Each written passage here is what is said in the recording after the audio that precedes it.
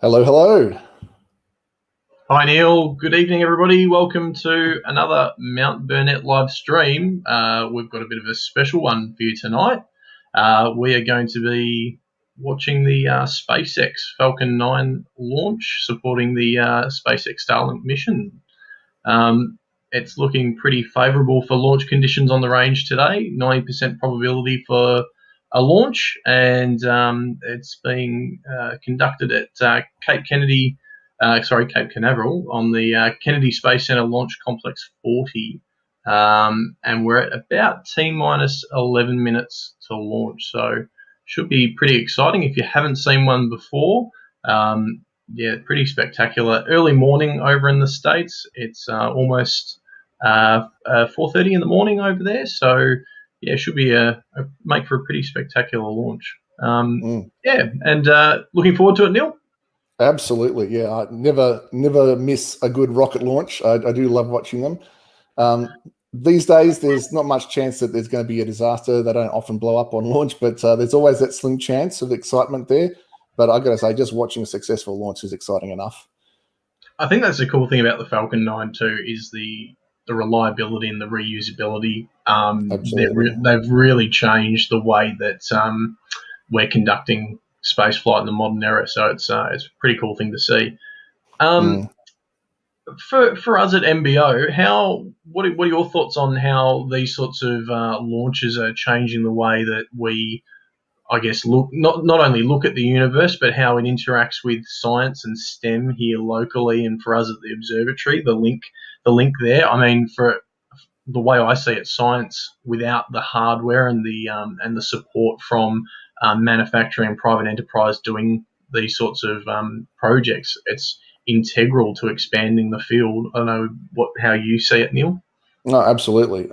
With SpaceX and other private companies really starting to ramp up a second space race, there is going to be a greater demand than ever for skills in that field. And Australia has, pardon me, fortunately, the Australian government has seen that that is the writing on the wall, and they have created and put some very meager funding into an Australian space agency. But that has then given the opportunity now for young people, even people who are already in a field, to expand into the space exploration and space commercialization industries. If we don't get in on this now, then we're going to be missing out on a small slice, but of a very, very big pie. And Australia has long been known for its innovation and its ideas. And if we don't get on board with this, then we are really missing out. So groups like us, MBO, who provide education and to help give passion to people who like space and astronomy, I think we are a key first step for getting people into that industry. Absolutely. Um, so yeah, it's really hard. We've really lucked out to get such a reliable launch probability at a really reasonable hour for us all to sort of Yes. join in and watch. So Shall we put now, the stream on now? yeah, I was just going to do. We're at 8 minutes, so I thought we might flick over and have a bit of a quick overview of the actual rocket that's going to be launching today and show the folks at home what we're going to be seeing. So I'm just going to share my screen so that they can see that.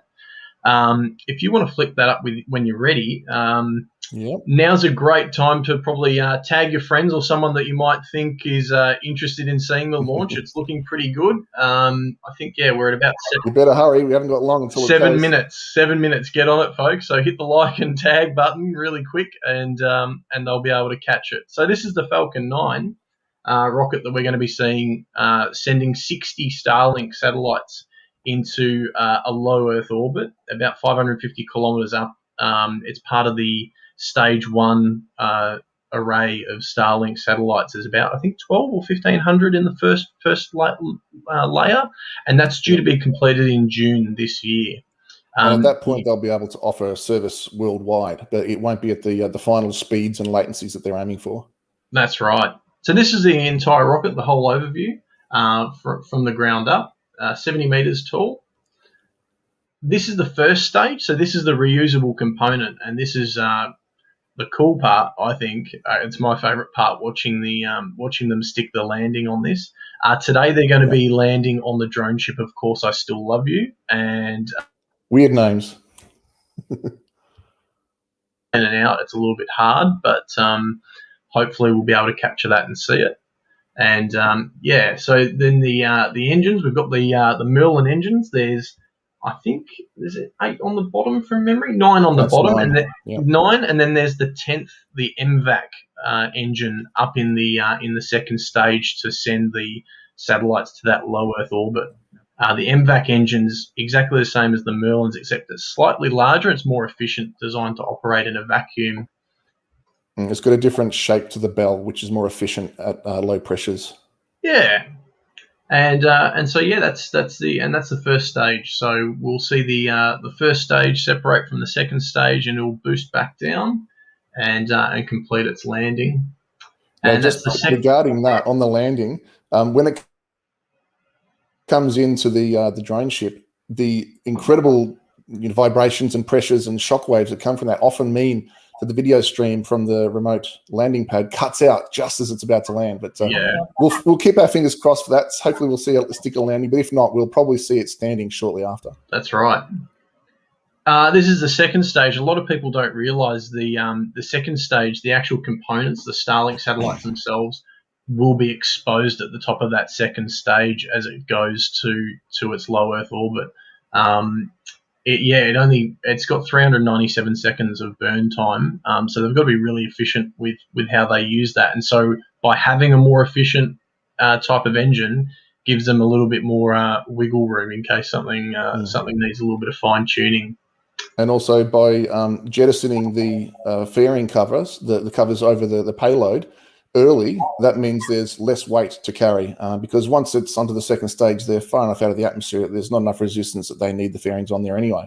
And they usually retrieve the fairings either from a direct catch on their robot ships or from fishing it out of the ocean if they don't succeed in getting a catch.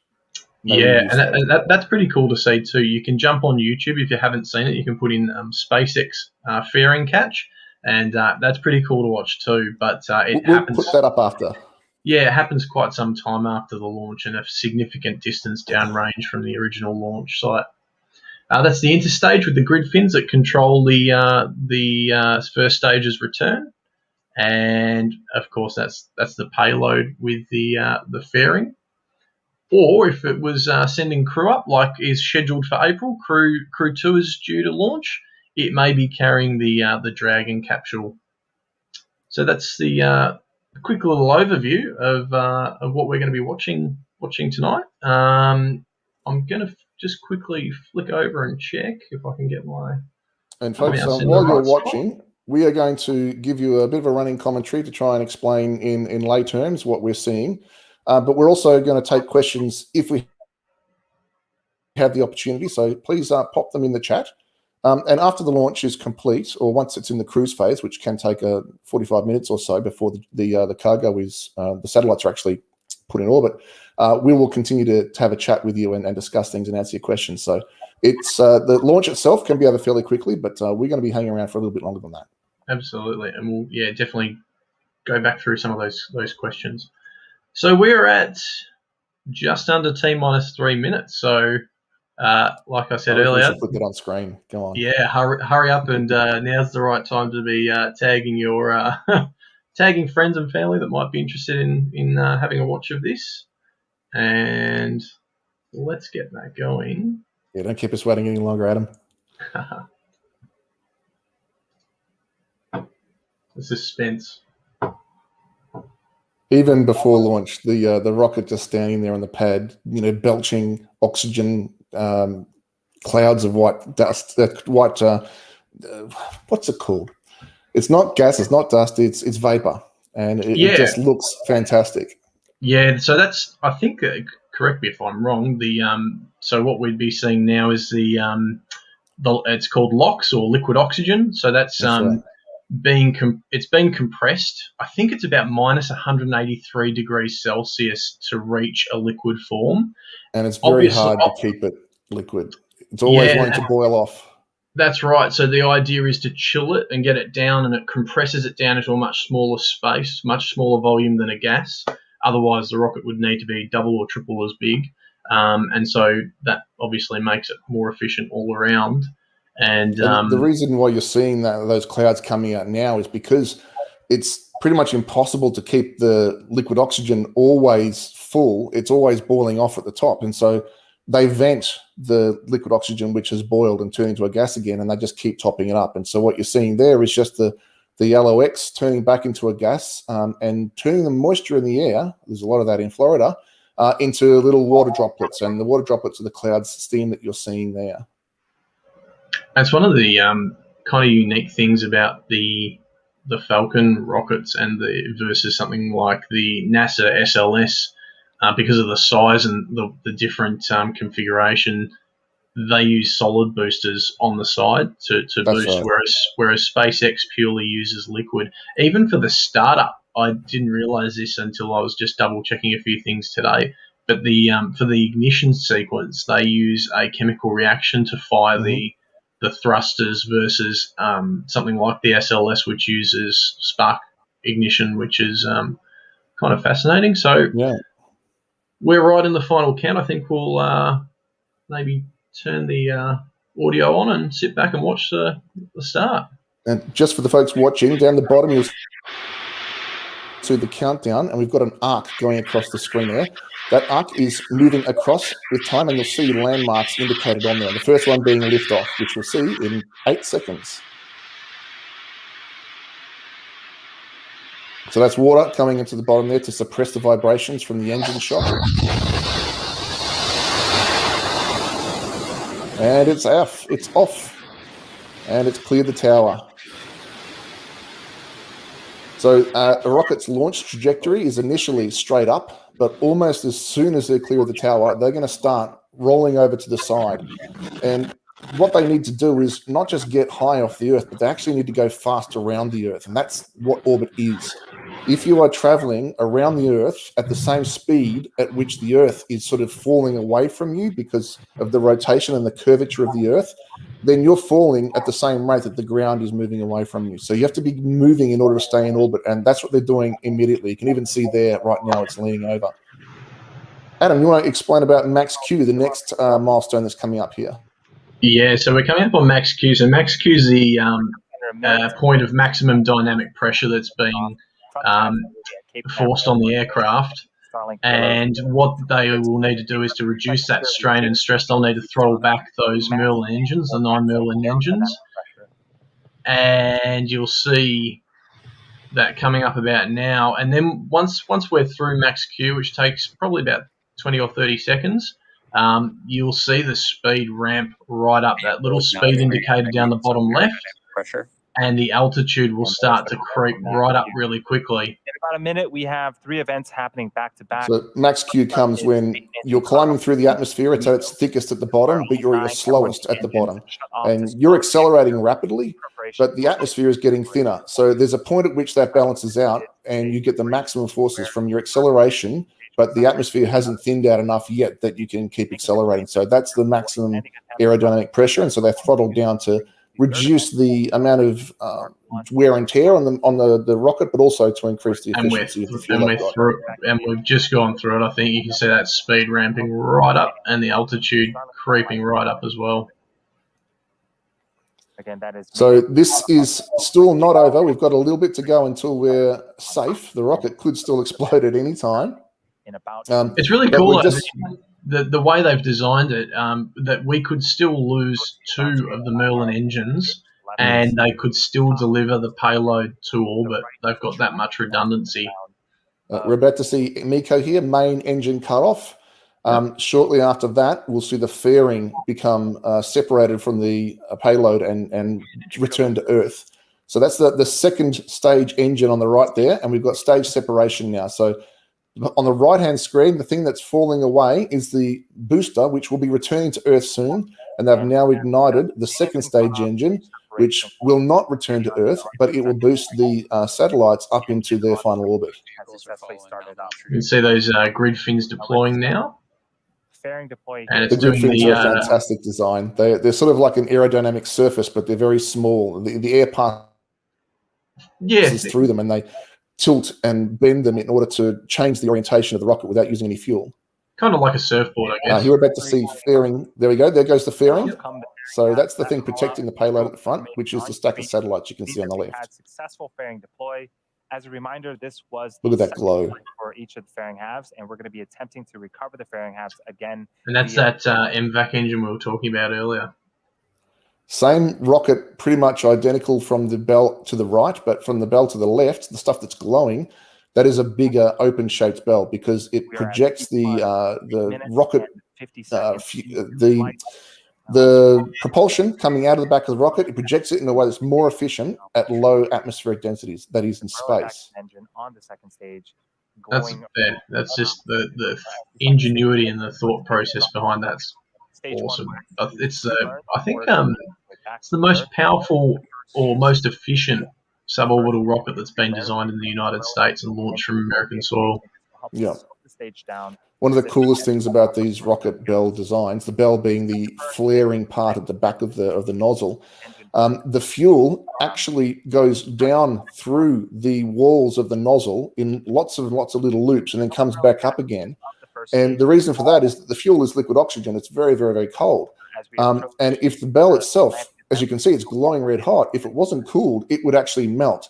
And so the fuel itself is turned into a gas again by passing through the surface of the bell, which cools the bell down and prepares the fuel to be ignited. So it's killing two birds with one stone, which is kind of the rule of thumb for everything you do in rocket design. You have to make things do double duty to be as efficient as possible. Yeah.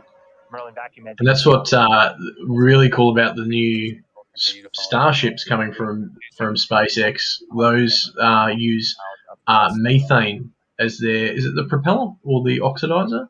I think it's still methane is the propellant and oxygen, liquid oxygen is the oxidizer. Correct.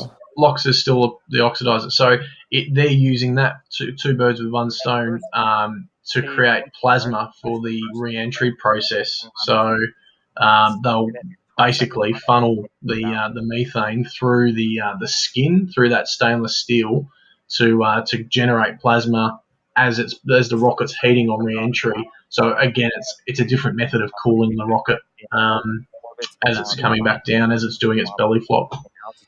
You always hear the joke people say, it's not rocket science, implying that rocket science is really complicated and difficult. Well, it is. that analogy is very true. Yeah. So we're coming up on the entry burn milestone now, and that's referring to the booster stage, stage 1, which has been in free fall up until this point and accelerating as it gets closer to the Earth. The entry burn is a short burn of a few seconds that slows it down enough to get it into a controllable speed before it starts heading towards the landing zone. And you can see the landing milestone a bit further ahead. So we can see that on the left now. We're about to see the landing burn start. On the left-hand side of your screen. There we go. So you can see those grid fins in silhouette there. Stage 1 entry burn start. This burn's going to last for about 20 seconds. There we go. About 20 seconds for the entry burn. And we're now almost 7 minutes into the launch. Stage 1 entry burn shutdown.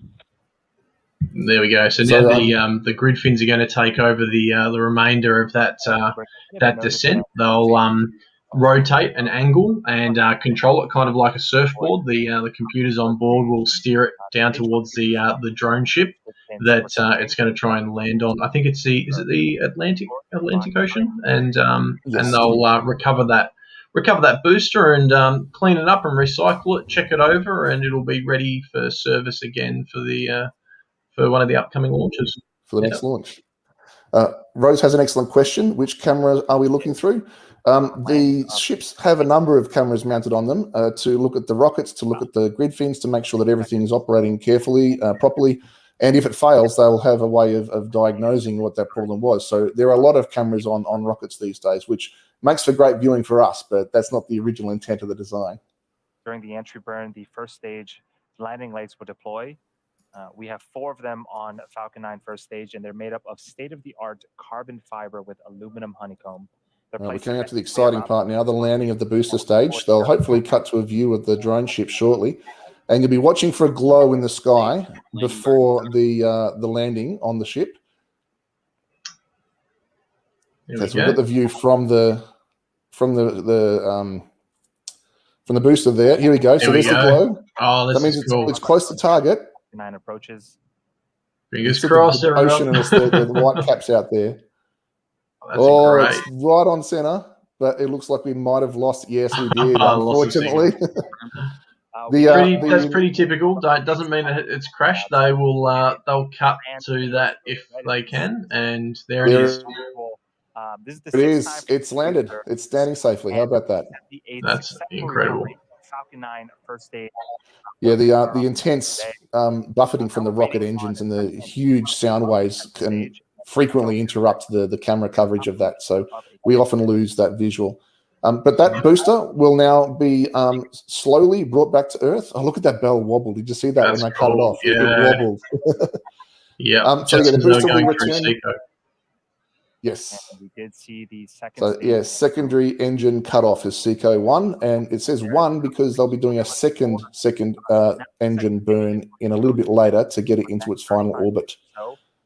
So yeah, the drone ship will be taking the booster back to Florida, where it will be refurbished and reconditioned for a future launch. The rockets were designed to have a service life of 10 launches. None of them have yet completed that, but the most successful one so far has done 9 launches successfully. So we'll be looking forward to seeing that one complete its 10th and meet the original design goals of the Falcon boosters.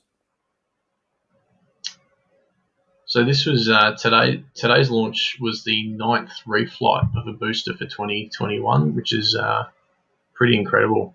Fantastic. Yeah, Elon Musk was saying that 2020 they saw more launches with SpaceX than any other company.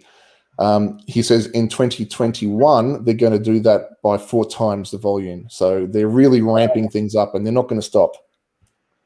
Yeah, and that's in terms of when you think about the amount of launches, and there's the Starlink satellites there ready to. I just see the Earth horizon there in the background. That was cool. That was just gorgeous.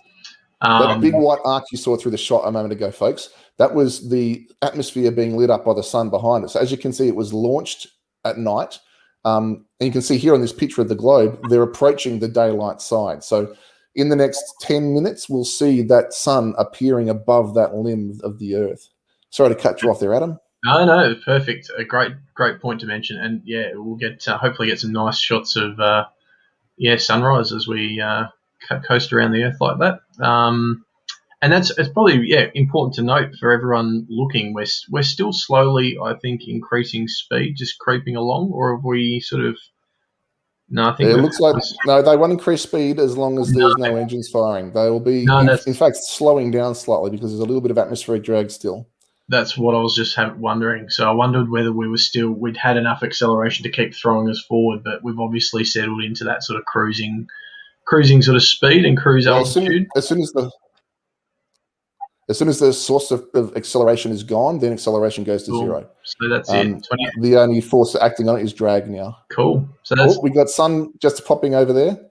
That's illuminating the bell. So the rocket itself is casting a shadow on the bell. That's that grey arc moving slowly to the right. And there we go, sunshine. So that grid that you can see out to the left, look at the little bits of frozen oxygen just falling off the outside there. But that grid that you saw on the left in the previous shot, that is the stack of Starlink satellites that will be going into orbit in maybe 45 minutes from now. They're not quite in their final orbit yet. I'm just trying to find. I'm pretty sure. Melissa, great question from your daughter Eden. What is the fastest speed they can go? Well, it's not a matter of how fast they can go, because the speed that they go relates directly to how high their orbit is. So if you want to go in a higher orbit, you have to go faster. That's correct, isn't it? Yeah, because imagine you're on a clothesline and you're hanging off the edge of the clothesline when it spins around. Well, the further out you get in the clothesline, the faster you're going to be going. And so it's the same thing with orbits. You need to go faster in order to get to that higher level. So they won't be going much faster than this now because they're at the height that they want to be. But if you wanted to get out to a higher orbit, like at this, the International Space Station, I think is at 700 kilometers. Actually, no, the other way around. International Space Station is about 400, 500 kilometers. Starlink satellites are going from 500 to 700 or so. But if you wanted to go into a higher orbit, you need to have more acceleration, higher speed. And the highest orbit that we typically use is called geostationary orbit. And that's when it's going so fast that it actually keeps up with the Earth's rotation, pardon me, and keeps the satellite at the same position relative to Earth. And we use that for, say, communication satellites, weather satellites, Earth observing satellites where you want to stay focused on the same location. Just a little bit of a fun fact: the stack of Starlink satellites, each one of those weighs approximately 260 kilos, and there's 60 of them. So that's super light for satellite.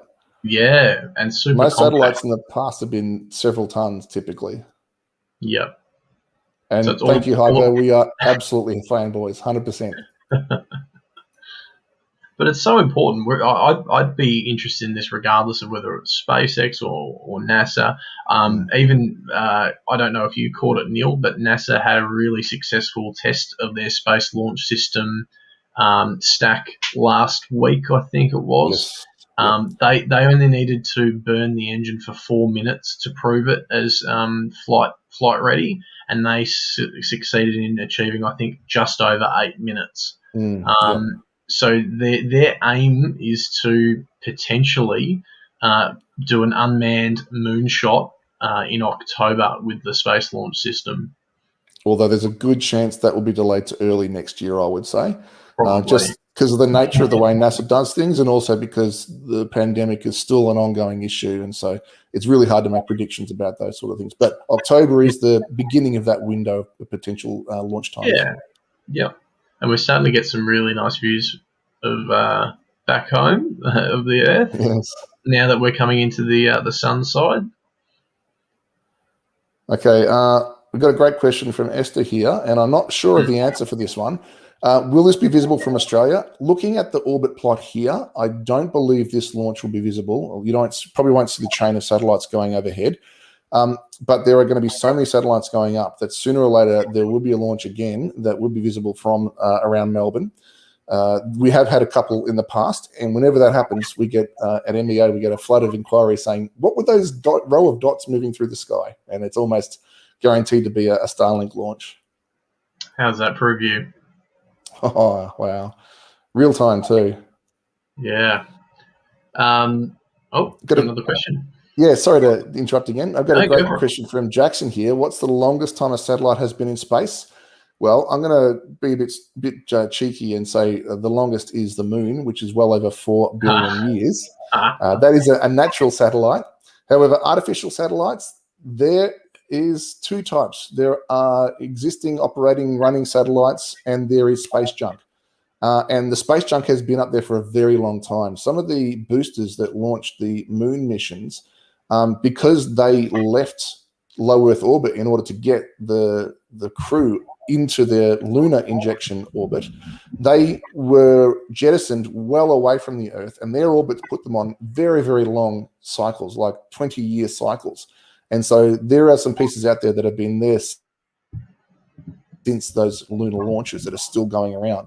As for low Earth orbit satellites, I don't know, but I'm sure that there'll be a few that are at least 20 years in space that are still operating. And a lot of junk, of course, that stayed up there from their early days as well. Well, we know it was actually early last year that how long ago? It would have been, I think, 50 years ago with the moon landings now. It's almost 51 now, yes.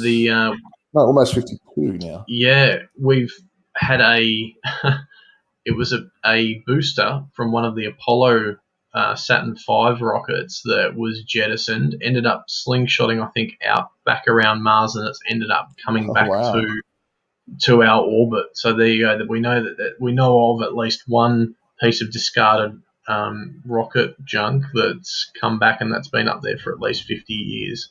That's quite a round trip. Yeah.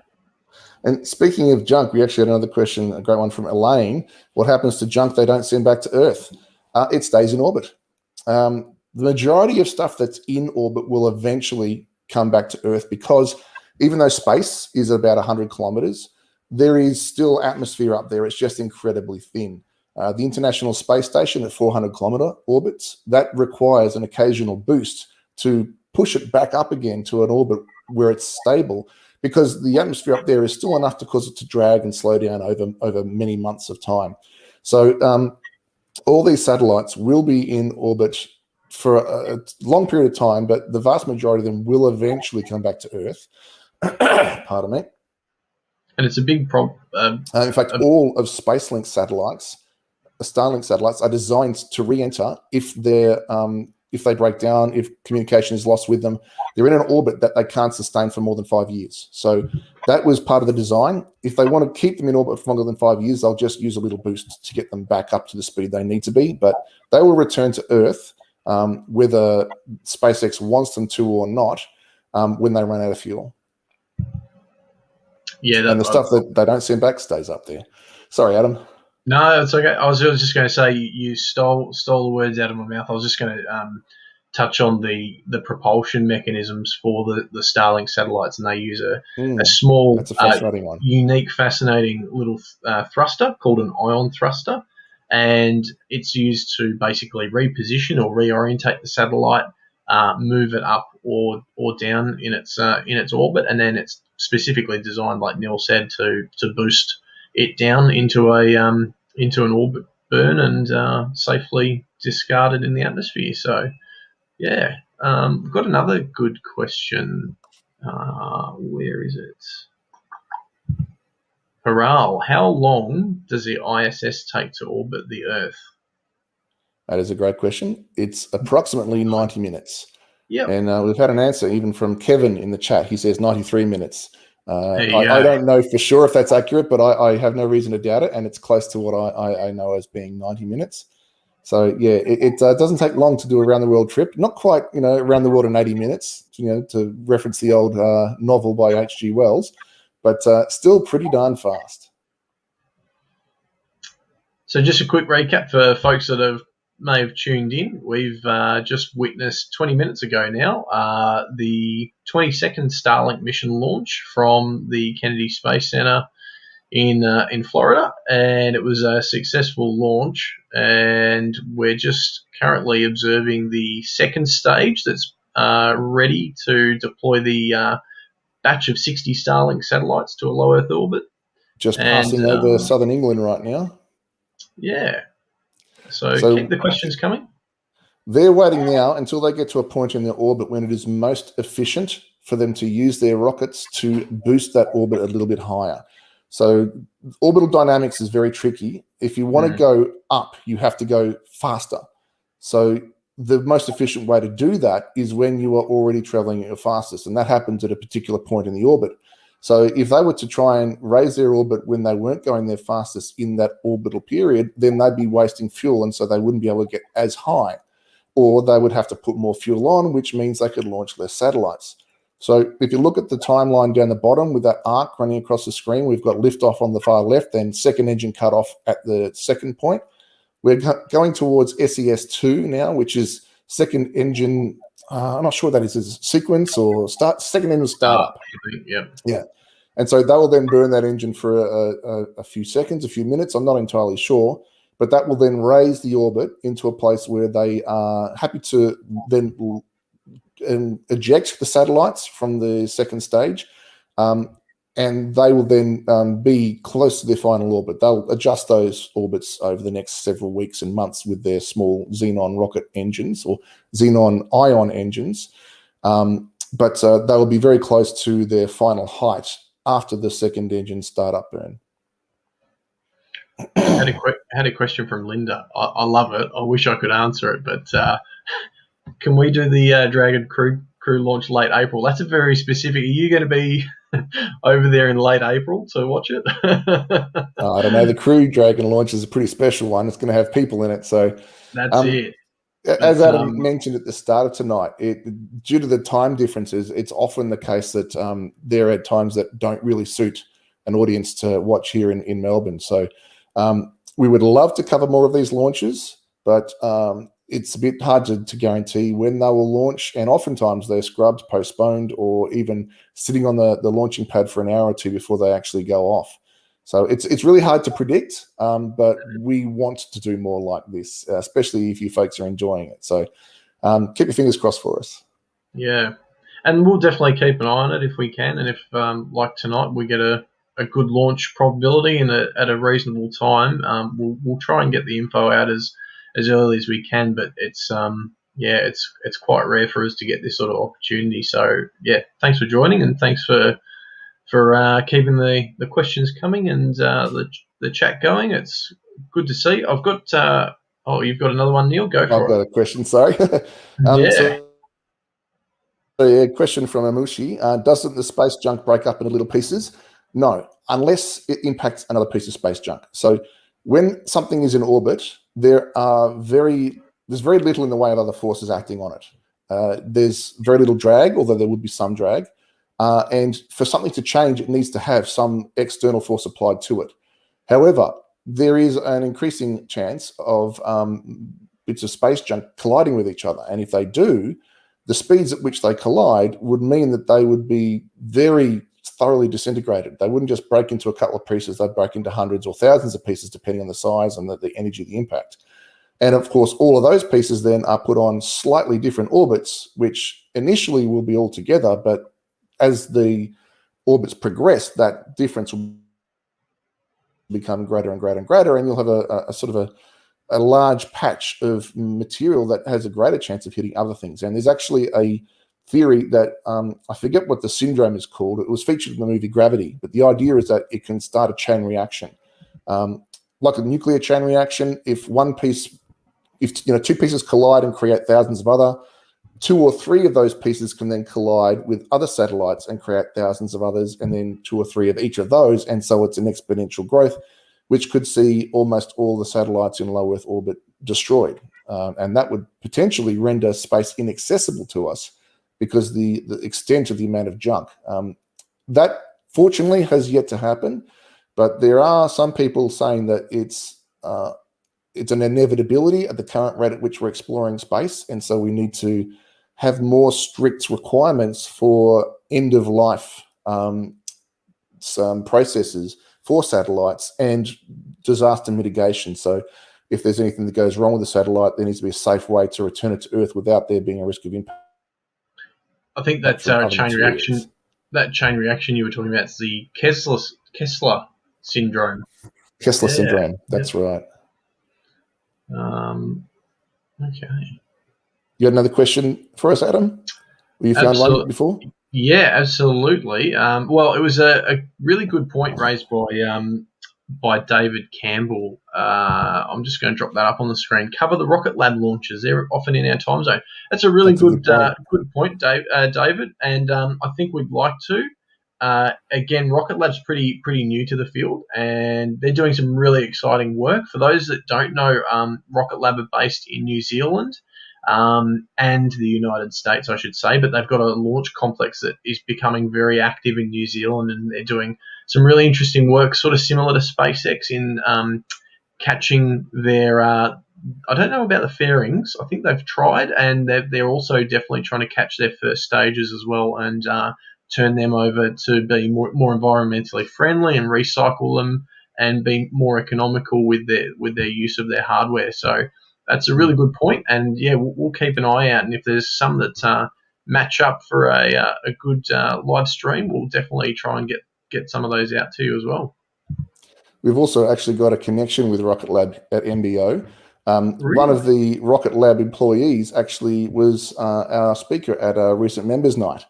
And that was an absolute treat for all the members to hear firsthand from an Australian woman who is working on the cutting edge of rocket science at Rocket Lab. So if you're not a member already, consider it, because that's the kind of stuff that you are missing out on. Awesome. So another good question. I think this must be from one of our members, Hiker. I'll just get that up. Is that Tesla car still out there? It so is. for those of you that aren't familiar, what we saw tonight was the Falcon 9. SpaceX has it's called a Falcon Heavy, and it has two larger boosters on the side. It's designed to launch extremely heavy payloads to orbit or further out. And as they did, being a same company, SpaceX and Tesla, they sent a Tesla car into orbit. And I'd have to check. Let's maybe, if you take another question, Neil, I'll try and find out where it's at, and we'll see if we can show the folks where exactly it is, because it was is out heading there. on its way to Mars, but I It don't is. know if it made it to Mars or if it's on a slow solar orbit that will bring it back to Earth in 10, 20 years or something like that. It is out there still, yes. Okay, let's see if we've got any other questions that we can pop up on screen. Yes, Hiker remembers that Members Night speaker. She was indeed fabulous. And yes, Rocket Lab do have fantastic mission names. I can't remember what they are off the top of my head, but a lot of they're awesome. A lot of new space companies have some really cool names, like the drone ships. You know, yes, I still love you, and the ships that catch the fairings are Miss Tree and Miss Chief. Yeah, they're pretty fun names. Oh, and Gary's got a fantastic resource here. I haven't checked it out myself, so hopefully the link is fine, but it looks good. An interactive space junk map. The organization in the United States called NORAD keep track of all space junk over 10 centimeters in diameter, and I think they've got 90% of the stuff that's over 1 centimeter in diameter, and there's a lot of it. Rocket Lab's latest launch, I did like it.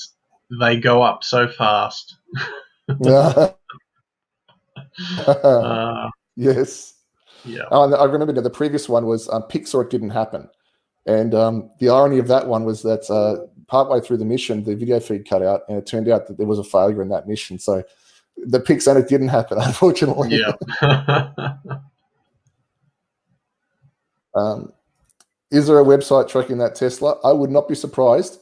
Oh, here we go. We've already got one from Lee Green. Yes, there is one. Where is the Roadster? Yeah, I believe I know Heavens Above was tracking it for some time, and I've just checked and they don't have that anymore. So I think well, maybe it's on that Roadster website. All right, so we've got stage 2 now passing over the Middle East. Looks like it's in Iraq right now. So it's coming up in maybe another 15 minutes for the second engine startup. And you can see there now we've got the deploy milestone appearing on the timeline ahead, which is probably about half an hour from now. And that's the point at which the satellites will be jettisoned or deployed from the second stage, and they'll go off into their own orbits. We'll talk a little bit more about that when that arrives, but stick with us because we're going to be hanging around until then, and we won't be finishing the stream until afterwards. So keep those questions coming. And here's an interesting one from Ray. Yeah, right. Do they have any type of weapons in space?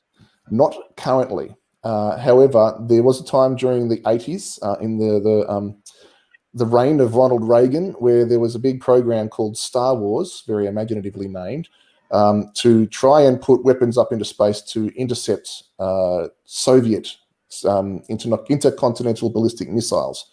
Fortunately, that never got off the ground, pardon the pun. In more recent times, however, the former President Trump has created the Space Force. They are intending to militarize space. So far, however, nothing has come of that, and I hope it continues to stay that way. I would very much like for space to remain conflict-free. It is, at the moment, it's somewhere that we can just go to do science and exploration. There is, of course, a lot of military use for space for surveillance and spying. That's not ideal, but I guess it does help keep us a bit safer. But I really don't want to see weapons go up there. There is one actually interesting example. I think it was China a couple of years ago launched a missile which was capable of reaching low Earth orbit, and they destroyed one of their own satellites. So they shot their satellite down from orbit. That was seen widely as a sort of a bit of saber rattling, proving to the rest of the world that China can take your satellite out of orbit if they want to.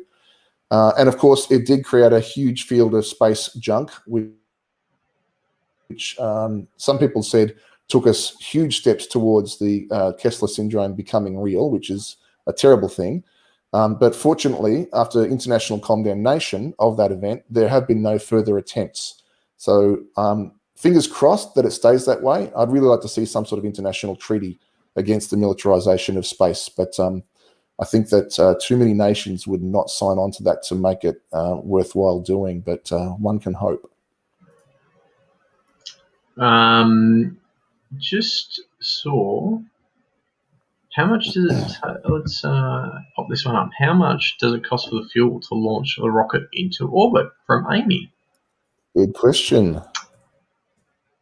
I would say I'm gonna quickly search for a that. significant amount. It needs to be really refined fuel, and it's a specific type. So the SpaceX, it's a type of refined kerosene. That's I guess the fuel, and then there's also the liquid oxygen, which is basically what helps to make it burn and create the propellant. So it's a significant amount, a large volume, and then depending on the type of rocket, so that's the SpaceX. If it's a NASA rocket, it may have solid boosters as well, and that uses, I think, correct me if I'm wrong, Neil, I think it's aluminium and a mix Aluminum of oxide. aluminium and some other product to burn and help carry the immense weight up through the atmosphere into orbit. So it just depends. But have you got the costings maybe there for a SpaceX? I haven't had any success in finding the cost of the fuel specifically, but I did find some information on the launch costs of the mission. The fuel would probably be around about 50% of that, I would imagine. But it's interesting because it actually changes for the number of times that the booster has previously been launched. So for a brand new minted booster that still has that new rocket smell, SpaceX charges $62 million, and I'm assuming this is in US dollars, for a standard commercial Falcon 9 launch. The second launch of the same booster then costs only $15 million, which includes the refurbishment of the booster, payload fairings, production of a new second stage, fuel, the cost of operating a naval recovery fleet, etc. So that is a significant saving on the reuse, which is probably no surprise, but as that's the entire reason why it was done. But I'm actually a little bit surprised that it is such a significant decrease. I would have thought that it would be a linear decrease over the number of missions that are launched. I mean, if it continues to decrease at that rate, then the 10th booster launch would be an absolute bargain. Of course, it's probably got a higher likelihood of failing because it's been in use for that long. But if you've got a spare $62 million in your pocket, then go for a fresh launch. Or if you need to save up a little bit and you've only got $15 million, then you can go on the second relaunch.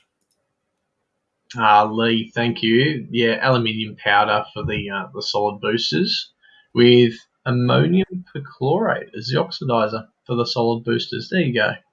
That sounds like a very dirty kind of material, doesn't it? I wouldn't want to bath in aluminium powder and ammonium perchlorate. There we go. Good question from Pete. I was about to pop that up. There you go. Does the burnt fuel leave any residuals? Yeah. Yes, it does. So none of the fuel, no launches and any technology of today's design have clean burning rockets. They always leave some unburnt components. So when I say unburnt components, I'm talking about like the ash, any bits that were inefficiently burnt, which of course in rockets they try to be as efficient as possible. But anything that doesn't turn into heat, light, sound, or movement is still in solid form. So they are left as trails in the atmosphere, and they get distributed throughout the atmosphere, just like aircraft engines do. The exhaust from aircraft jets. But of course, there is a far greater number of jets flying around than there are rockets. So if we're wanting to look at this, we sort of should look at it in context, and the amount of pollution put into an atmosphere by the aviation industry as opposed to the space industry is hundreds or thousands of times greater. But of course, that doesn't mean that we shouldn't be looking at this, with great scrutiny and being careful. One of the advantages of the new SpaceX Starship is that it uses methane and oxygen. They are the only fuels that are used, and they are both gases. Now, methane is a greenhouse gas, but it is found naturally in the environment, and so it doesn't cause any harm specifically just by existing there. It may cause harm in greater concentrations, but I think a single field of cows producing meat for hamburgers would produce far more methane than a single Starship launch.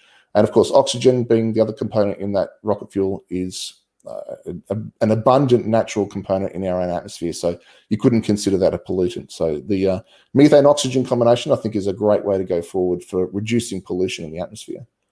Yeah, I think predominantly a huge amount of steam is released as part of that reaction. So yeah, definitely a cleaner source and a more efficient source, and the way to go. And really, like a lot of ingenuity into that design to be using to have thought of. Not only are you creating more thrust or specific impulse, but you're also cooling the vehicle with some of that excess methane, and you're also being more environmentally friendly. So just really, really clever engineering. We've just got a question popped up from Heather, just joining us. I missed what the two counters on the bottom right were for. So the two counters on the bottom right are the left-hand one that says 26,978. That is kilometres per hour, the speed at which the second stage is travelling. And the right counter is the altitude. So it's currently at 216 kilometres.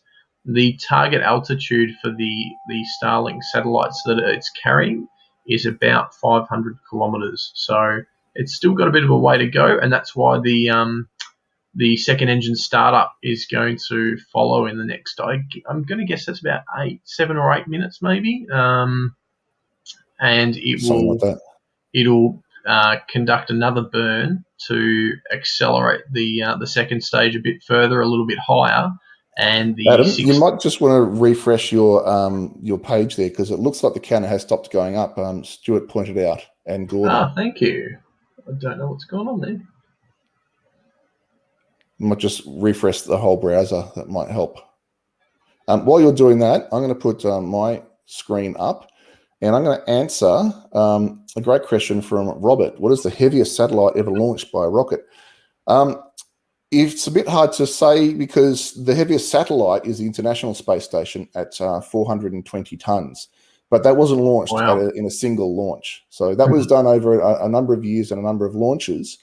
The second largest one was the Mir Space Station. I don't know if that was a single rocket launch or if it was brought up in stages and put together. I suspect it might have been just done in one launch. And if that's the case, at 130 tons, that would have been the biggest. The Space Shuttle, of course, though, that is definitely a single satellite, and that was 122.6 tons. So if we're not sure about the two space stations, then the Space Shuttle would definitely have been the biggest satellite ever put into orbit. It is a spaceship, but when it was in orbit, it was a satellite.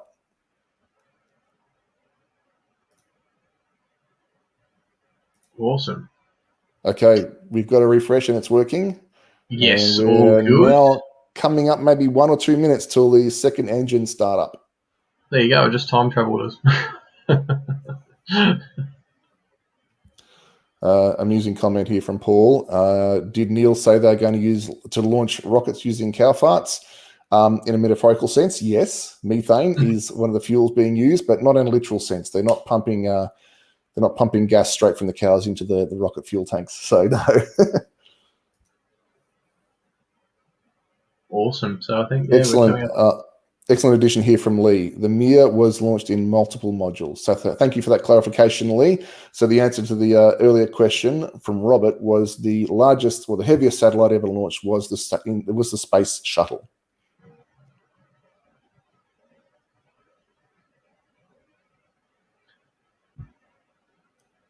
I've got another really good question, but I think that'll be an expected loss of signal there for a second. as they're changing ground stations. Oh, yes.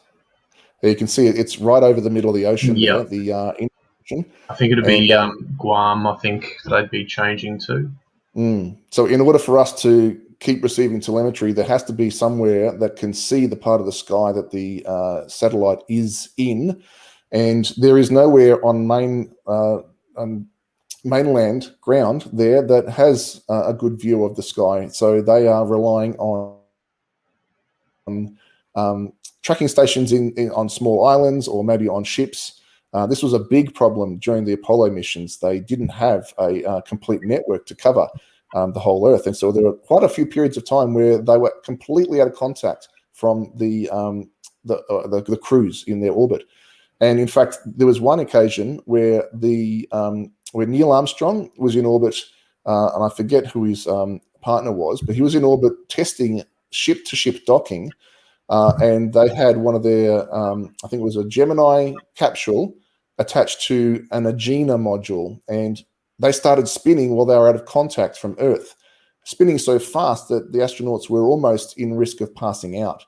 And it wasn't until they came back into radio contact with Earth that the ground control heard the frantic talk between the astronauts trying to get control back over their spaceship. So that was a crisis averted by Neil and his quick thinking, but it could have been worse if it was something that required help from ground control and they were out of contact. So we're about to see a second engine start up here. So the second burn of that engine, that's one of the great things about the Merlin engines. They can be burned more than once on a mission, and they can be throttled up and down as well, which gives them a lot of flexibility. So any minute now, we'll see that engine spark up and the glow begin from the video footage of that engine bell, although we may be in a blind spot with the coverage. Some of the ground stations can have enough data bandwidth to send telemetry, but not enough to send videos. So fingers crossed we'll get to see this one, but we may not. The indicator at the bottom in the timeline is showing a dot inside. So we're at the right time. That little white thing floating off, by the way, I believe that's a bit of frozen oxygen. Okay, there we go. There's ignition. Of course. And it cuts out again. Yeah. One of the cool things you might have seen when that ignition occurred is that the position of the Earth suddenly sort of shifted slightly. That may have been because the vector of the force coming out of the engine may have been off from the vector of motion of the rocket that was in at the time. And so we were seeing the correction of the orientation with that extra thrust being applied. Stuart comments, the speed has been decreasing, so is that stabilizing a high orbit? I believe that decreasing speed has been as a result of the drag in the atmosphere, there it is. Or it may just be to do with the actual shape of the orbit. Because it's elliptical, it may be at a slower part. I don't know the answer to that off the top of my head. I'm sorry, Stuart. You may be right. This may be just stabilizing that orbit. I think it's raising the orbit, though. I'm not entirely sure.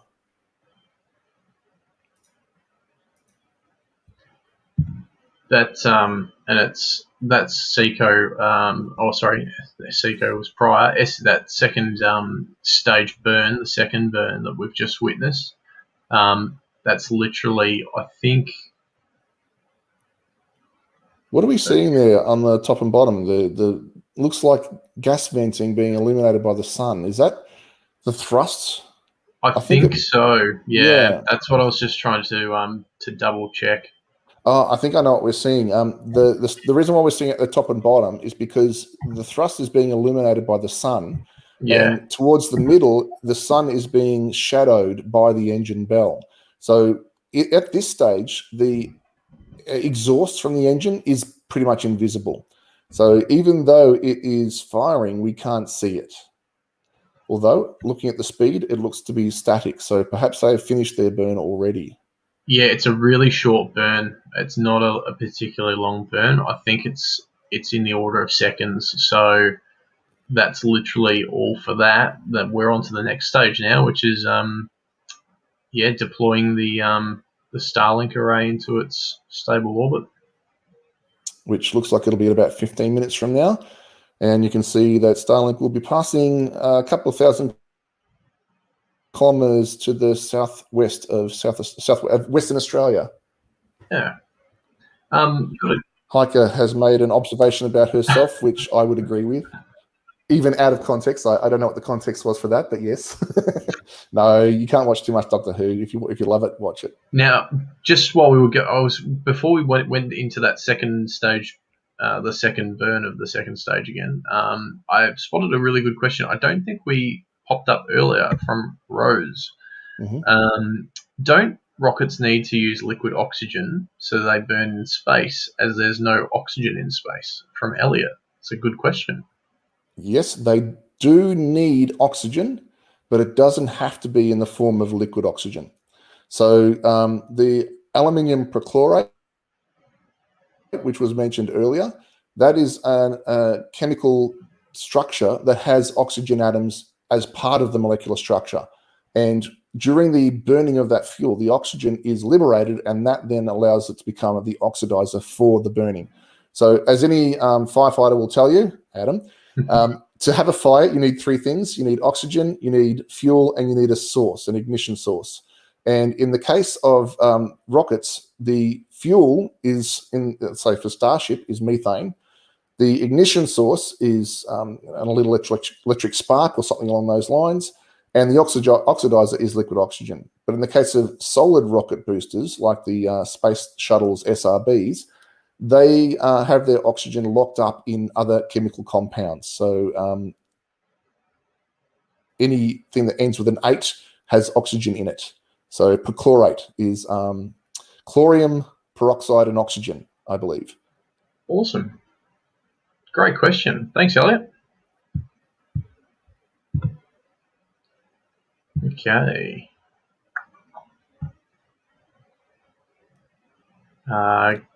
Another good question from Rose, going back a little bit. How many people are on the ISS at the moment?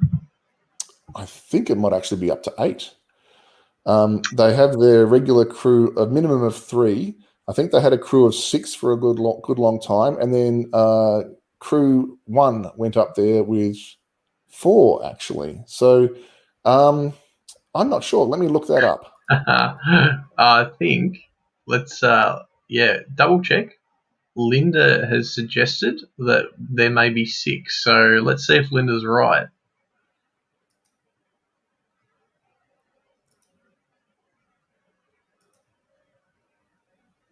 Okay, a search on Google for how many people are on the ISS right now says 3. I know for a fact that's wrong because the most recent mission took up 4. That's right, yeah.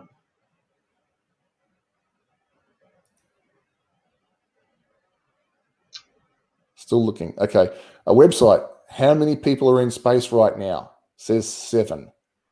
Ooh, controversy. I'm gonna share that that page.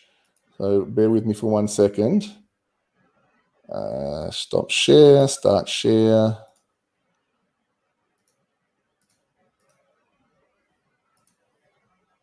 There we go. So the website is how many people are in space right now.com. And it says 7, and it goes on to list those 7. So here we have Kate Rubins. She's been in space for 161 days. Sergei Ritskov, 161. Sergei Kudsvek. Oh, let's see, I'm not going to do these well. Svechkov, 161. Shannon Walker, 129. Victor Glover, isn't that an actor? 129. Mike Hopkins, 129. And Suichi Noguchi, 129. So all the 129 folks, they were up there for the Crew 1 mission. And the 161 folks, they were up there previously. So it was 3 prior to Crew 1 mission going up there. There you go. So good question, Rose. There's 7 up there at the moment. And it's always kind of cool when you actually can get out and see the space station doing its orbit. I always, when I sort of point it out and people sort of look at it, I go, you realise there's at least always 3 people up there at any given time. And they go, what? And I always tell them to wave. Yeah, people get a bit of a kick out of that and sort of seeing that. So yeah, it's kind of cool. I remember when the first crew was launched to the International Space Station. I made a point to note that day in my memory because I thought and I hoped at the time, and it is still true, that from that day on, throughout humanity's existence, there will always have been at least one person in space from that point on. And it's Yeah. stayed that way so far. And unless the International Space Station is brought down without a replacement being launched beforehand, that will stay the case. And I really hope it stays that way for the rest of humanity's existence, because that would be amazing. Yeah, I think I'd like to think, and it seems to be that there's, even if it's not in an official research capacity, that it may be taken over by private enterprise, and that could be an exciting opportunity there for further research or maybe space tourism as organisations like NASA and SpaceX branch out into using somewhere like the moon as a scientific outpost where, we can set up telescopes or, radio astronomy equipment on the moon, doing other experiments and other research from a different location and learning more things in a different environment. Yeah, it's kind of fascinating, exciting to see what happens in the next When sort of 10 the space, absolutely, yep.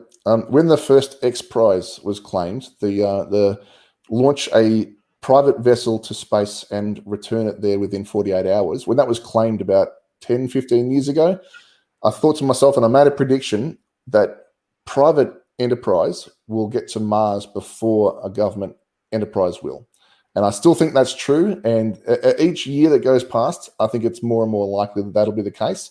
I think Elon Musk and SpaceX have a far greater chance of getting to Mars before any state does. I did see a date mentioned today, or not a date, a year, and I was very surprised by the ambition that SpaceX has, and it's kind of exciting, but it's also 2024. a little bit scary. I was like, if they can achieve that's pretty amazing, but it doesn't surprise me given what he's been. I say he, Elon Musk, and the team at SpaceX, that company's been able to do. It's pretty incredible, and it's exciting for the future. Even if they miss 2024, I think 2026 is the next window, and that's far more likely. NASA's not planning to go there until the early 2030s. So Elon and SpaceX have got quite a big window if their forecasts for their development are even close. Great question from Chelsea. What happens if a window cracks? How do you fix it in space? Hold your breath. Don't. That's the first one. Yeah, you don't. There have been a number of cracks in windows in the space station from even flecks of paint have cracked the windows. Flecks of paint which were, flicked off different satellite launches in years past. They're traveling 10 times faster than a bullet, and so there's nothing to slow them down, and the amount of energy that hits it is incredible. However, they have, the windows, I believe, are 7 layers of half-inch thick laminated glass. So it would take a lot for something to penetrate all the way through that. However, if there was a desire to replace a scratched window or a broken window, that could be done because all of the modules in the International Space Station can be isolated. So let's say you're in a module which had a window that was dangerously cracked and there was an assessment that there was a risk that it could break. They would close off that segment and then organize a spacewalk to go outside and remove the window because all the components are designed to be interchangeable for repair or replacement. And they would then fit in a new replacement window, which would have been shipped up from Earth using the same process that they did to remove the window, but in reverse. So it would be a difficult and time-consuming process. If it was an incident, say, of a screw or a nut hitting a window and getting through 5 of the 7 layers, they would probably have to close off that segment very quickly and leave it closed for many months because it would take that long to organize the manufacture or the transport and launching of a replacement panel and then schedule in a spacewalk to replace it. So it's really something that you hope doesn't happen because of the inconvenience. But I think the windows are no more vulnerable from penetration than any other part of the space station. So we just hope that that never actually happens, that there's no space junk that actually gets all the way through to the pressurized components of the space station. The latest leak on ISS was in, I think, mid to late 2020. And it took them days to figure out where the problem was because the leak was so slow. And like Neil said, they had to isolate certain sections. So it was quite difficult for them. There was one point where they actually had to go to the Soyuz capsule and isolate in that section. So it's obviously a confined space for a certain amount of time to try and figure out exactly where that leak was coming from.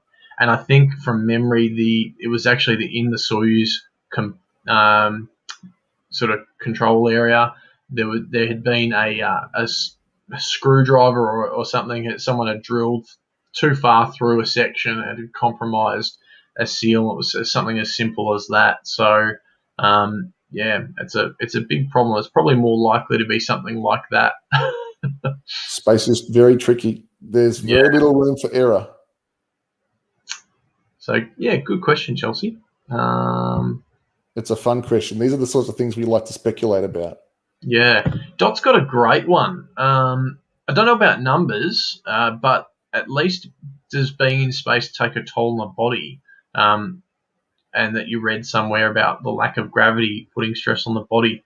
It's a great question, and it's a pity Petra's not here. She's one of our members that's working in this sort of biology space. But I don't know if you know that NASA did an experiment. They had two twins, a set of twins, and one stayed on Earth and one went into became a politician. Yeah, and one went into space and spent, I think it was almost a year on board the ISS. Yep.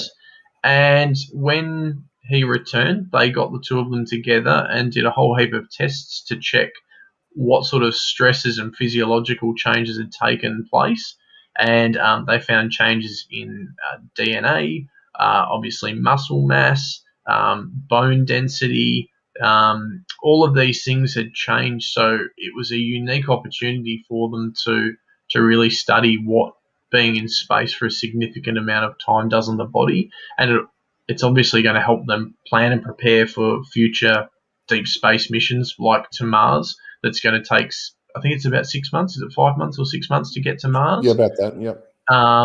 So we can plan and prepare and shield our spacecraft to maybe protect them from things like the Van Allen belts that produce large amounts of radiation that will and affect solar radiation bursts from flares. So that could affect astronauts in different ways. So yeah, really good question. There are many, many ways in which space negatively affects the human body.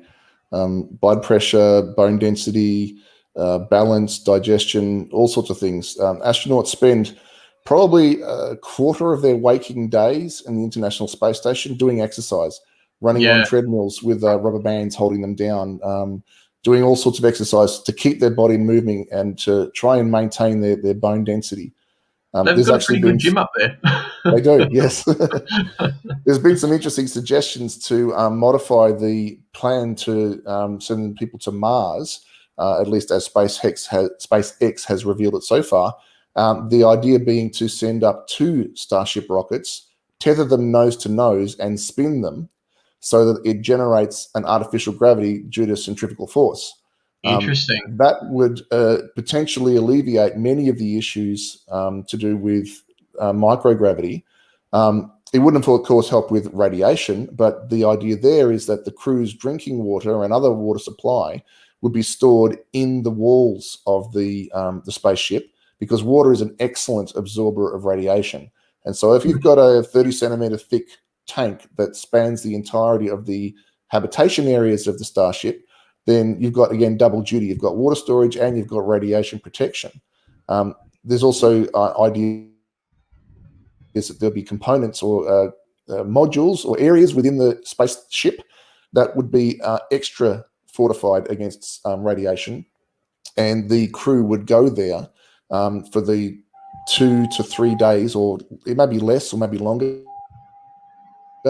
of solar events where there are flares that cause increases in solar wind and the radiation dangers from that. So yeah, you'd be huddled together like you're in a World War II air raid shelter for a few days. But that would be kind of one of the sacrifices you'd have to make to be able to safely travel a distance between planets. And we're coming up to the deployment now, folks. So hold on to your seats. So a little bit about the deployment here. The satellites are stacked in 2 stacks of 30. They are flat packed, a bit like an IKEA desk. Before they are deployed, the booster, the second stage, will do a short burst of one of its small reaction-controlled jets, just fueled by pressurized nitrogen, that will cause the rocket to spin slightly. Oh, look at that horizon there. That's beautiful.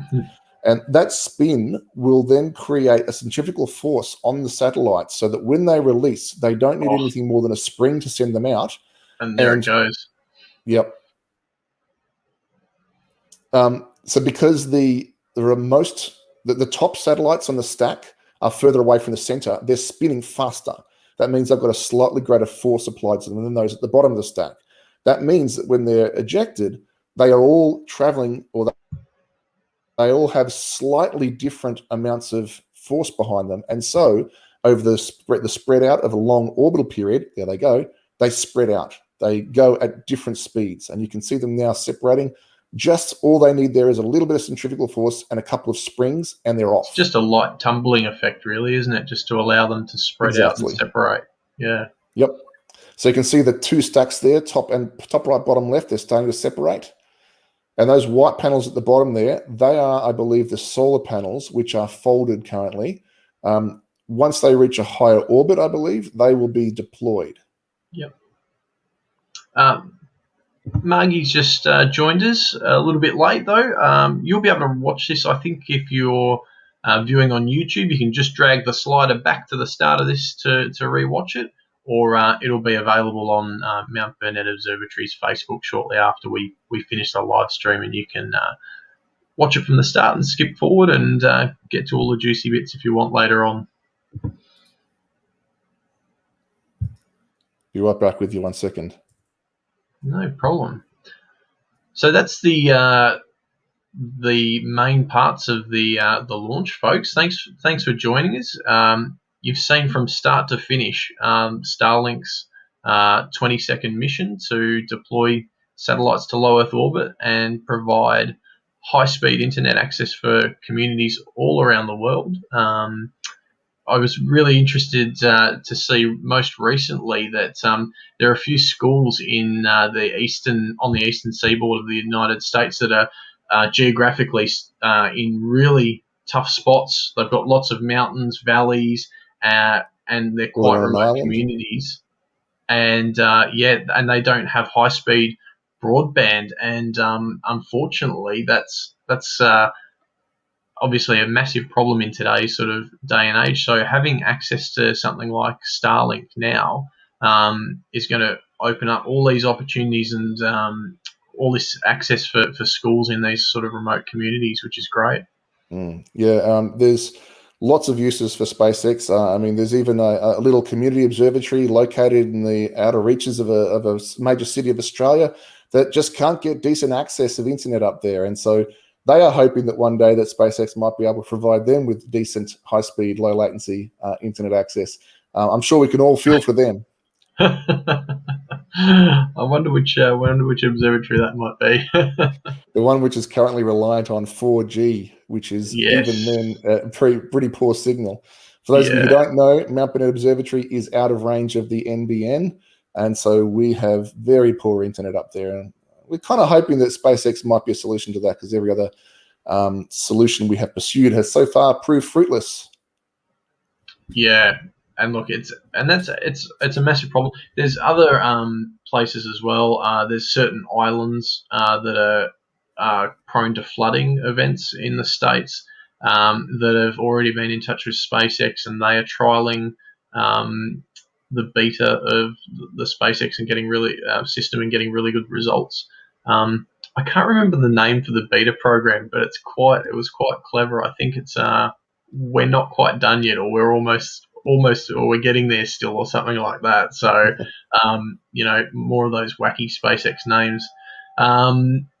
Now we've got another question. Am I detecting a little bit of familial Hi, shade going on Chelsea. here? Thank you. For those who don't know, Chelsea is Adam's sister. No, this is no. Chelsea's a colleague. At work. Colleague. Yeah. Okay. So, hi, Chelsea. I knew there had to be some connection in there. Yes. No, she's far too kind. And it's nice to see you. Nice to see friends and family joining in from all over we've had tonight. So, another Chelsea, though. Why do some spaceships explode in the sky? Do you want to take that one, Neil? Fortunately, very few do. The only spaceship that I know of that has actually exploded in the sky. Well, I suppose the sky is two. Then the two space shuttles. So Challenger and Endeavour, they both had unfortunate accidents which resulted in the loss of the spacecraft in flight with all crew. Those were both different causes, different circumstances. Oh, and this is Archie, for those of you who don't know. He's my cat. He's always hungry. He's here to bug me for some food. In the case of the Challenger disaster, it was an extraordinarily cold morning on the launch, which caused the rubber seals between the segments of the solid rocket boosters to become brittle, and they allowed a jet of rocket exhaust to come out sideways from the rocket booster, which then ignited the main fuel storage and caused an explosion. In the case of Endeavour, on launch, a piece of foam broke off from the main fuel tank and impacted the leading edge of the left wing, causing a big enough hole in the heat tiles so that upon re-entry, the hot plasma from the atmosphere burnt through what was left of the heat tile and into the wing, which then caused a cascade failure through the systems, causing the wing to rip off, the shuttle to roll out of control, and due to the massive forces of it turning while re-entering, cause it to completely disintegrate. As far as I know, there have been no other spacecraft explode in space. There have been a number of, in the early days of space exploration, spaceships explode on the pad. None of those, at least in America, caused the loss of the crew. In the Soviets, the USSR, there were a number of accidents, and one of them at least caused the deaths of, I think, about 13 ground crew, but I don't think there are any ship crew that died in that one. Do you want to pull up maybe, I don't know, on YouTube, Neil? I think the one that you're probably going to think of, the Crew Dragon test, where SpaceX, when they were testing the escape module for the crewed Dragon missions, deliberately exploded one of their Falcon 9 rockets, and they were testing to make sure that they could safely eject the capsule with the astronauts away, and it was at significant speed. It was quite a spectacular demonstration. So that's sometimes even for testing, and probably similar with Starship. We've seen a few Starships not in midair, but certainly back at ground.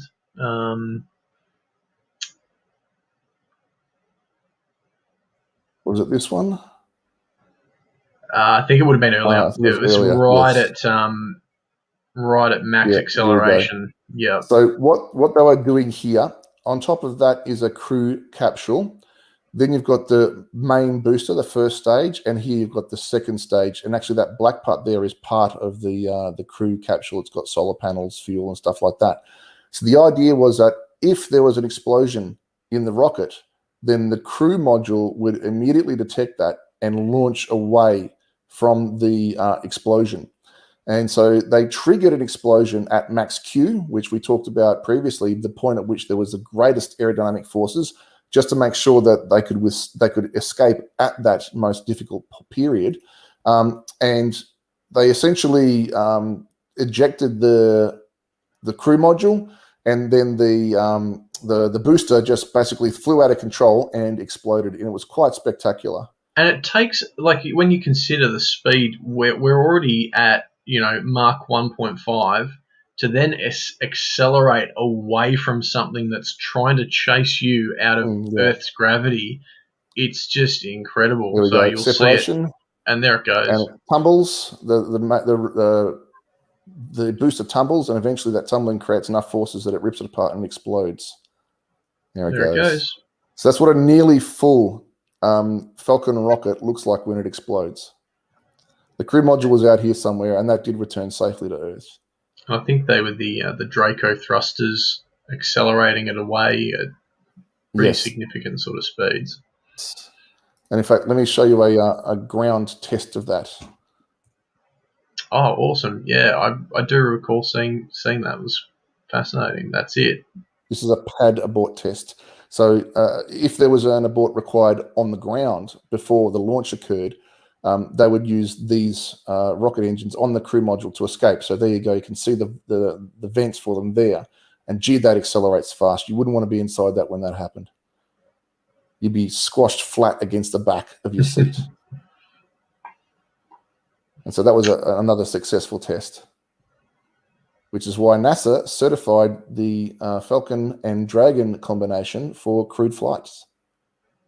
Fantastic. That's awesome. Thanks for showing us that, Neil. It's really good. My pleasure. I'm the fastest YouTuber in the West. Yeah. Might take a couple more quick questions before we wrap it up. We've been going for a little while.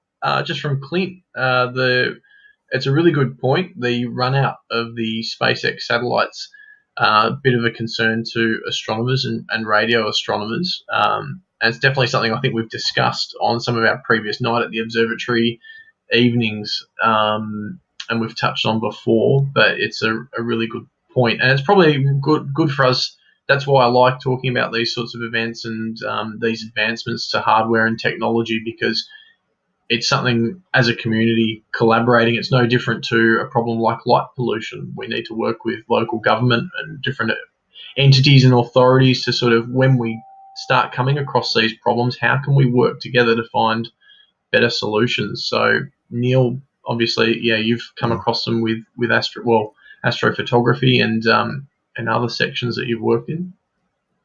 Yeah, I have kind of I see both sides of the argument. I think it's absolutely crucial for the future of humanity that we have easy, accessible broadband internet all around the world, so that anyone who wants to get on the internet can. And that is the goal of SpaceX. It's obviously going to take a while to get there, and the cost of subscribing to the service is fairly high in the early days. I expect to see that come down, and I'm pretty sure that for impoverished communities, there will be subsidies and such. But on the other hand, there is definitely a genuine and justified concern that the increasing growth of mega constellations of satellites in orbit are going to impede our ability to look at the stars. Now, at least as far as SpaceX is concerned, and Starlink, because that's the only example we have to go by right now, there has been some positive word from SpaceX that they are aware of the problem and they are making efforts to do something about it. They have experimented with painting their satellites darker. They didn't pursue that experiment. What they have been pursuing, though, is installing sunshades that will prevent sunlight from hitting the satellite and reflecting that light back to Earth. They've also changed some of the way the order they do things. The solar panels are the main source of reflected light, and so when the satellites are in low Earth orbit, they angle it so that the sun can't reflect back down to Earth. They get a little bit less efficiency, but they don't reflect. So things like that.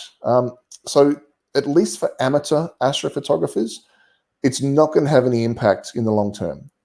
You'll see them after launches, but once they get up to their final operation height and they are using their sunshades, which are now a standard feature on all satellites, they won't be visible to the naked eye, and they probably won't be visible in night landscape shots. Telescope shots, they'll possibly appear, but those are the sorts of things that we can easily remove with calibration frames and stacking and such. The real concern, though, is for observatories, large professional observatories, especially new ones that are coming online now, like the Vera Rubin Observatory, which are designed specifically to take extremely powerful, extremely faint photos, or take photos of extremely faint objects of an extremely large field of view on a very regular basis. So the Vera Rubin will take a photograph of the entire night sky every 3 days. So it has a huge field of view in the camera, and they're able to detect extremely faint things. So yes, satellite constellations will turn up in those photos. And because they're doing them regularly, frequently, they can't stay on the same target for a long period of time to get enough images where they can pick the ones that don't have satellites in them. They've got to keep moving. They only stay on a target enough to take, I think it's 3 30-second photos. So if you've got satellites in all 3 of those, then you really do risk missing objects that are hidden behind those satellite trails.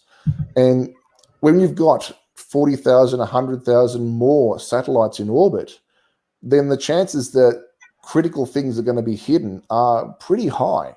So that is a genuine concern, and I am really worried about what the future of scientific astronomy will be like when we are faced with more and more satellites being put in orbit, because nothing's going to stop that now. There is a financial imperative for people to launch because they can make money. If they can make money, they're going to do it. So SpaceX has proven that. There'll be other companies not far behind. And at the moment, at least as far as the law is concerned, it's a bit of a wild west right now. There's no international treaties on satellite launches. You have to comply with the laws of the country that you're launching from. But it may be the case that if you don't like the laws in this country, you go to launch from a different country. There's not some consistent worldwide guidelines or regulations that are enforceable that talk about launching satellites and the impact that that has on the scientific study of the night sky. So yes, it's a concerning thing going forward, but I have hope that we'll be able to find a compromise, because the benefits from mega satellites constellations are tremendous. It's hard to understate how important global internet access will be for the well-being of humanity. There's no doubt it's game changing. I think it's like I was sort of alluding to before with the light pollution. It's that finding balance between, working with scientists and observatories and community groups to local government, to federal and international bodies, at how we can sort of manage and overcome those hurdles. I'd be really interested to know as well, part of that question from Clint. I'm not too familiar with, I know bits and pieces about radio astronomy. I haven't heard much about whether SpaceX will have a huge impact on radio astronomy. I would imagine they have to be certified to a certain frequency for what they're operating on. But other than that, I personally don't know too much. I'm not an expert on. Yeah, I'm not an expert on radio communication and radio astronomy. One potentially mitigating factor is that SpaceX satellites will be used what's called a phased array antenna. Oh, yeah. They have 5 little antenna discs on their earthward side, and they are fixed. But to point to the different targets, they use the timing of the receiving and transmitting of the signal in order to direct it. So what that means is that unlike a radio station, so for example, you talk about the radio towers on Mount Dandenong, they broadcast their frequencies in all directions simultaneously. And there is a fall off following the inverse square law the further away you go from it. So if you get a reception from the Dandenong Ranges in the middle of the city of Melbourne, you'll have the same strength of reception, the same distance opposite away. However, the phased array antennae can actually direct their energy. And so they can point the beam of their transmission to the target, because it's far more efficient that way. It's got a lower chance of being interfered with. It's generally better all around, and it means that they can use much smaller components on the satellites, which is part of why they can make so many and launch them so cheaply. That will probably mitigate some of the concerns of interference with radio observations because it's directed, but it wouldn't eliminate it. Yeah, and I think that technique and that theory's primarily been driven from military application prior to Starlink taking it on board. So Right. it's kind of cool to see that those sorts of Getting thinking, civilian use. yeah, and engineering and techniques sort of coming across. So yeah, it's something. And look, for folks that may still be sticking around, Mount Burnett Observatory has a radio astronomy group, and it's something that I myself would like to learn more about. And I'm sure the folks from that team would be able to provide a little bit more information. So it'd be cool to tap into some of those that team and get some of their thoughts on what they're finding with their equipment and whether it's interfering with it. So For sure. yeah, I think we've been running for a little while now, and I think it's Probably time to call it a night. Time to wrap things up. So thanks everyone for joining. We hope you've learnt something, maybe been inspired. If you're interested in seeing more of these streams, get in touch. You can rewatch this afterwards on Facebook Live or on our YouTube channel. And don't forget, you can head over to mbo.org.au if you want to join up as a member. I'm actually planning, I'm hoping we might do a little talk on this on one of our Friday night members nights and look at what's in store for us in the near future, maybe in the next year or two, and where these sorts of projects are heading. We've got the James Webb Telescope going up this year and some other pretty exciting projects. And yeah, pretty cool. So we might just do like a bit of a wrap up of what's in store for the hardware and where it might take us in the near future. So thank you all for joining. And Neil, I'll hand it over to you and we can sign off. Yep. Thanks to everyone for joining us tonight. It was a lot of fun. Questions were great. Look forward to seeing more questions in the near future. And it was a lot of enjoyment doing this for an audience and sharing our excitement with you all. So glad you could join us, and we hope to see you in a future stream. Good night. Wrong. We are all joined. Wrong video.